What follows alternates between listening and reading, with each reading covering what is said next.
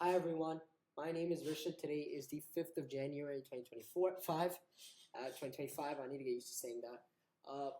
Today I'll be going over my weekly prediction for gold, XAU, USD. As usual, I'll be going over the monthly, weekly, and finally the daily charts, and then I'll switch over to the Excel sheets where we'll review last week's prediction and go over this one in more detail. But before getting into the video, it is important to make the disclaimer that all information here is completely educational, and therefore it is important to conduct your own analysis, whatever analysis that may be, to ensure that you're comfortable with the risk, reward, and trading style, since you may not be with mine. But with that out of the way, let's get into the video. So, monthly charts for gold have been overarchingly bullish. We see that we did have this correction, and we are still having this correction. However, we did have a bullish breakout. If I'm not wrong, let's go into the weekly and daily and figure that out. MACD is bullish for gold, of course. RSI bullish as well. Bullish signals all the way. However, volume is actually negative. We're not seeing a lot of trading volume for gold, so that is definitely something to watch out for. Again, you see we had this descending triangle pattern here. We did have a bullish breakout. However, it's more resembling a spinning top. Definitely not a spinning top. It has a large upper wick, so I do need to be wary of that. And we do need to see a breakout, a more definitive breakout on higher volume. We can see this is a very low volume breakout. Gold's volume has declined quite heavily, which is why we're seeing these weird types of candles. That's why we do need to see a definitive breakout to ensure to be confident that this is an upwards or bullish signal. MACD negative, volume negative, RSI is negative as well. So we actually have a lot of negative signals coming in for gold, which is, again, further reason to be wary about any false breakouts.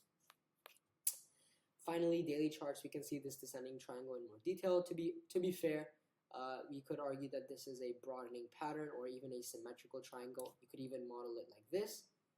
That's a fair way to think about it. Regardless, we do still expect the breakout. Actually, to be fair, taking into account the daily charts, probably this is more accurate now.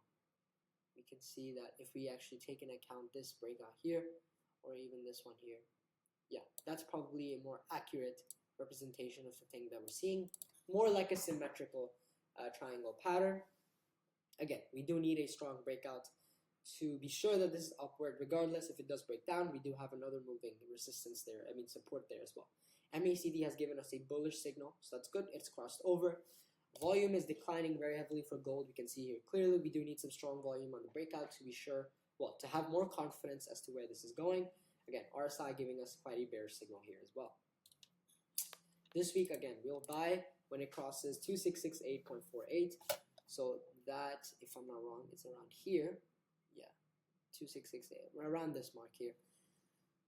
Again, we will see how this tests here. Of course, we'll be a little bit wary. Realistically speaking, this should be crossing the upper boundary here to be more confident. And let me just revert this back to how it was.